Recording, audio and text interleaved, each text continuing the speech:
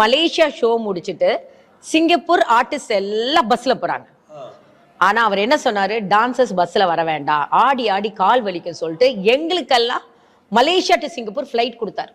இது யார் பண்ணுவா நீங்க சொல்லுங்க? ஆக்டர்ஸ்லாம் பஸ்ல போறாங்க. கமல் சார்ல இருந்து ரஜினி சார்ல இருந்து பஸ். ஆனா அது ஒரு காமெடி ஒண்ணு நடந்தது. நாங்க என்ன பண்ணிட்டோம்னா, அவர் வந்து ஆசையா வெடிகால ஃபிளைட் சொல்லிட்டு நாங்க வெடிகால ஃபிளைட் வந்துட்டு எங்களுக்கு விசா கேன்சல் ஆனா ஃபிளைட் டிலே ஆயிடுச்சு. நாங்க காலங்காத்தால சேர்றவங்க ஆர்டிஸ்ட் எல்லாம் போய் காலங்காத்தால சேர்ந்துட்டாங்க. நாங்க போய் சேர்ந்ததே 4 மணி. எங்களை பார்த்து சிரிக்கிறாரு. நான் சொன்னேன், சிரிப்பது நீங்க தானே ஃபிளைட் போட்டீங்க.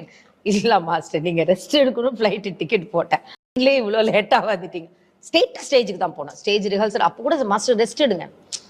என்ன ஒரு பாண்ட் அது. அதாவது இங்கிருந்து வர்ற அது தவிர இங்கிருந்து வர்றது கிடையாது.